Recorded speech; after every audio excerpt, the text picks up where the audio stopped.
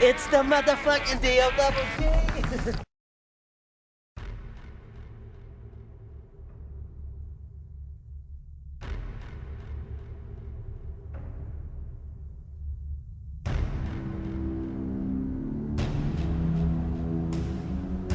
Someone from the Make-A-Wish Foundation reached out to them and said, this kid from Ireland,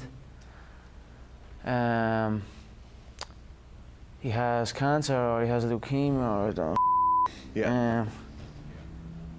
And he his final wish, or I don't know, they were saying it's like this is probably going to be his last wish, and his last wish is to talk on the phone to you. And I don't know what, you know, so I rang the kid and we talked for a long time. I talked with his friends in the hospital, his family, and today or last night he passed away. So it my head up because this little kid is in Ireland, and I'm telling the kid I'm gonna take this belt and I'm gonna bring the belt to you and we'll raise the belt. Or even I was saying, and I would have done it if I would have flew him out here to Vegas, but they were thinking maybe if he got a little bit better we could fly him out to Vegas, and I don't know, it's just a really sad situation, and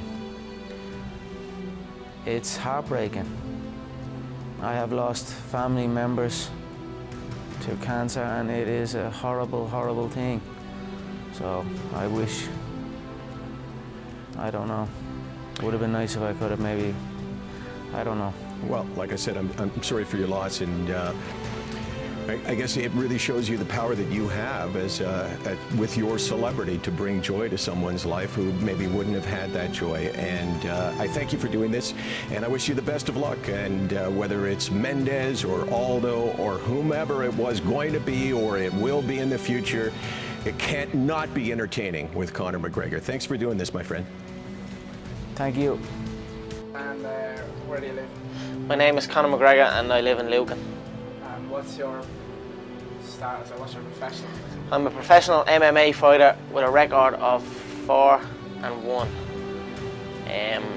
I'm an up-and-coming fighter, and without a doubt you will see me on the UFC in the near future, without a doubt. Interim UFC featherweight champion of the world, the notorious Conor McGregor. Make no mistake, I am cocky in prediction. I am confident in preparation, but I am always humble in victory or defeat.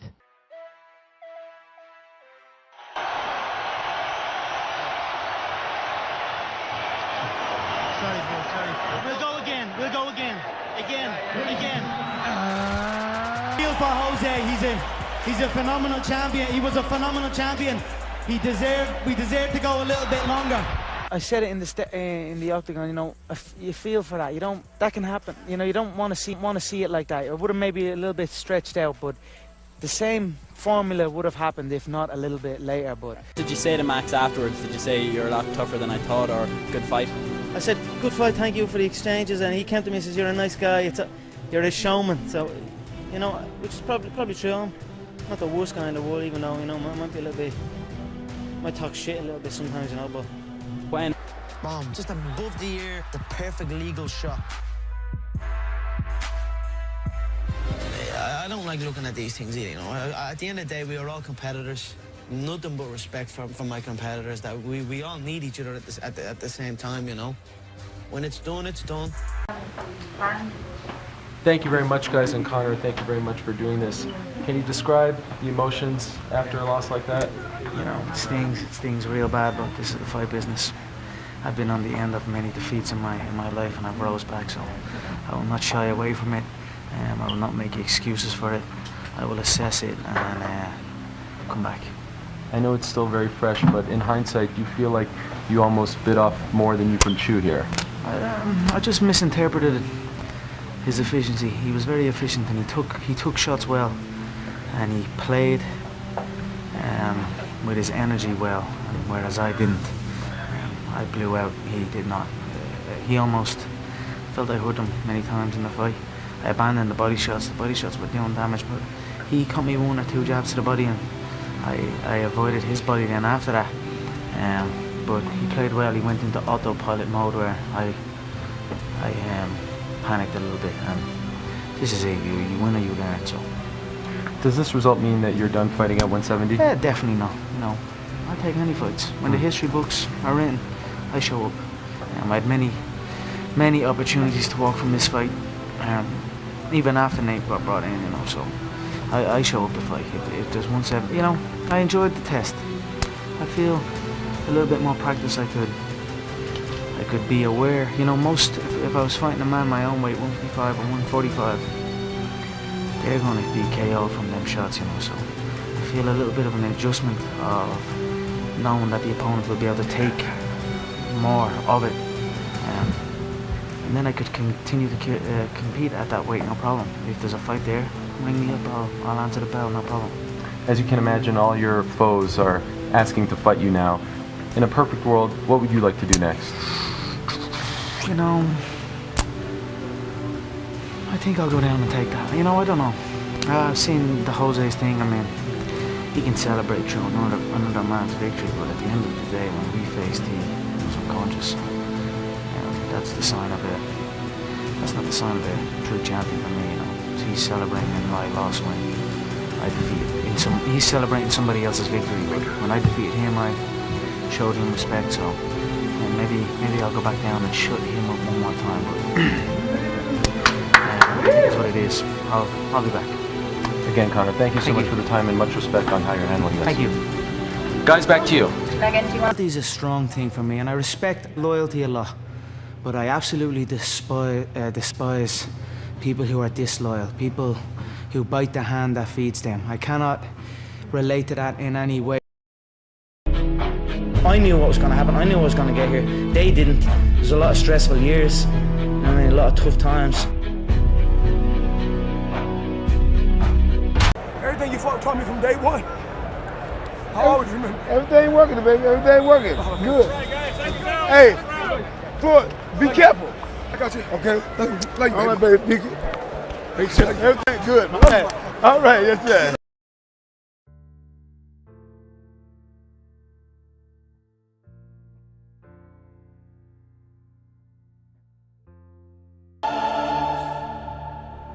It makes more sense in his case, even if his beginning came on streets that offered hardly any more promise.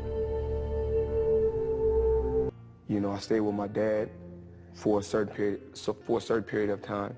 Then eventually I moved with my mother to Jersey. There was 7 people staying in a 1-bedroom apartment, no heat. I mean, sometimes no lights. You know, my mother she was on crack at one particular time, and eventually, you know, I moved back to Grand Rapids, Michigan with my father. You know, I asked my mother, can she move back also, and she eventually moved back to Grand Rapids, Michigan.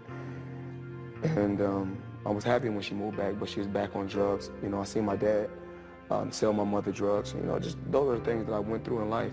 But of course, for Floyd Mayweather, it's more than just nice automobiles, more than just mansions, more than just millions of dollars. It's about giving back. You know, I love to, of course, give back to the less fortunate, give back to a lot of public schools, because that's where I come from, a hard, rough life. Where you at, little Floyd? Right here. Okay, there you are with the crisscross. What color? Red, green, yellow, black. What happened to the shoes, Floyd?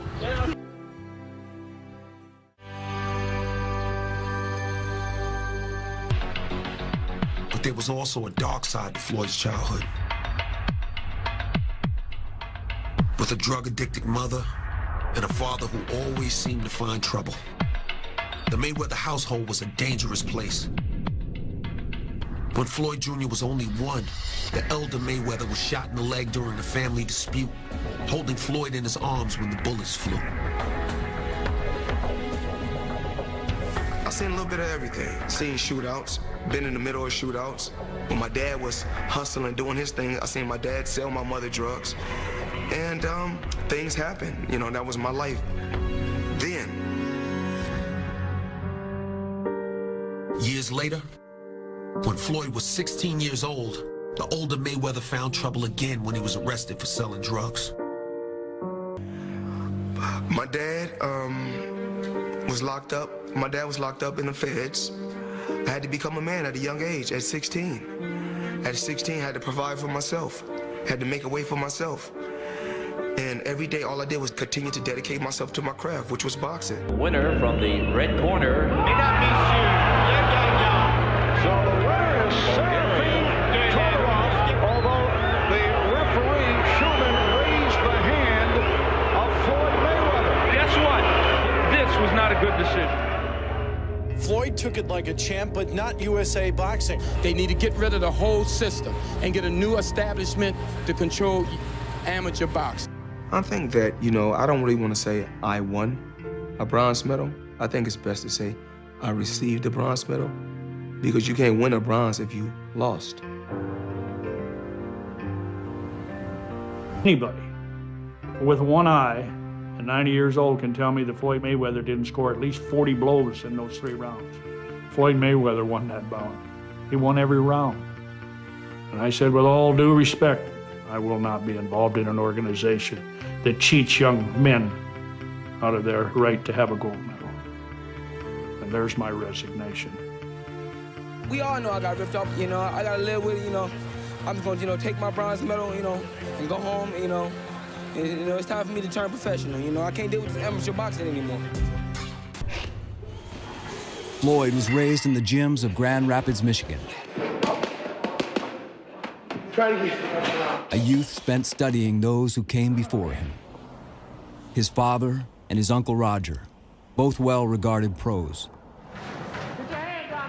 Still, it was clear early on his talents surpassed even his pedigree.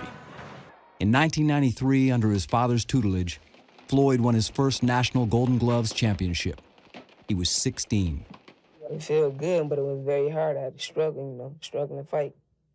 But first, I want to thank the good man upstairs for giving me this opportunity to win the national championship. And second of all, I want to thank my father.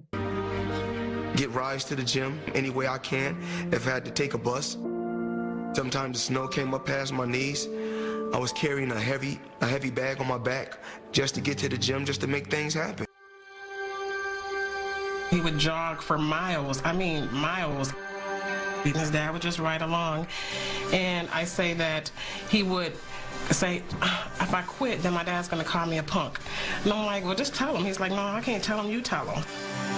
We started calling Big Floyd Joe Jackson because it was to the point where Floyd just ate, slept, and drank boxing. That's what his life was consumed of. They go to the gym in the morning and stay till night. So it was hard on him. He didn't ever get to play that much. Like the other kids did, he didn't. Because a person is a Christian, a person is a Catholic, a person is a Muslim, a person is a Jew. I feel under God, we all are one. So I find myself praying all day, all day. I pray every day and all day. Don't nobody know it. That's one of my secrets. And I told you. Right until the end of the round, and even into the next round. Don't quite know what's going on here in the ring. It's all getting a little bit heated because, as we said before, this is a very pro-Pacquiao house. And Mayweather is celebrating and working the audience. And some people didn't like it. Sells tickets, and I'm here to sell tickets. You know, I'm a performer. That's what I do. I sell myself. I'd rather be hated for being real and who I am than be loved for someone that I'm not.